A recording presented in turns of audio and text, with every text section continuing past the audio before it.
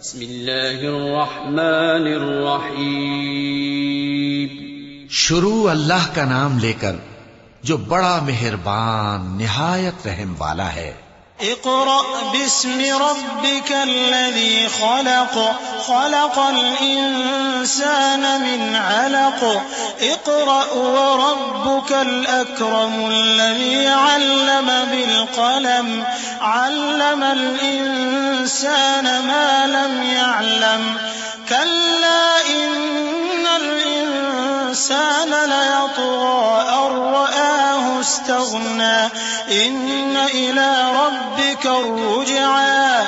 اے نبی صلی اللہ علیہ وآلہ وسلم، اپنے پروردگار کا نام لے کر پڑھو جس نے تمام کائنات کو پیدا کیا، جس نے انسان کو خون کی پھٹکی سے بنایا. پڑھو اور تمہارا پروردگار بڑا کریم ہے، جس نے قلم کے ذریعے سے علم سکھایا اور انسان کو وہ باتیں سکھائیں جن کا اس کو علم نہ تھا، مگر انسان سرکش ہو جاتا ہے اس بنا پر کہ وہ اپنے آپ کو بے نیاز سمجھتا ہے.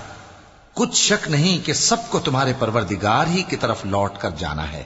أرأيت الذي ينهى عبدا إذا صلى أرأيت إن كان على الهدى أو أمر بالتقوى أرأيت إن كذب وتولى ألم يعلم بأن الله يرى كلا لئن لم ينته لنسفعا بالناصية ناصية كاذبة خاطئة فليدع ناديه سندع الزبانية كلا لا تطعه واسجد واقترب. کیا تم نے اس شخص کو دیکھا جو منع کرتا ہے، یعنی ایک بندے کو جب وہ نماز پڑھنے لگتا ہے؟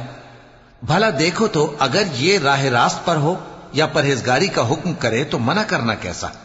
تو اس کا انجام کیا ہوگا؟ ذرا دیکھو تو اگر اس نے دین حق کو جھٹلایا اور اس سے منہ موڑا، کیا اس کو معلوم نہیں کہ اللہ دیکھ رہا ہے؟ دیکھو اگر وہ باز نہ آئے گا تو ہم اس کی پیشانی کے بال پکڑ کر گھسیٹیں گے، یعنی اس جھوٹے خطاکار کی پیشانی کے بال، تو وہ اپنے یاران مجلس کو بلا لے، ہم بھی دوزخ کے فرشتوں کو بلائیں گے. دیکھو اس کا کہا نہ ماننا اور سجدہ کرنا اور اللہ کا قرب حاصل کرتے رہنا.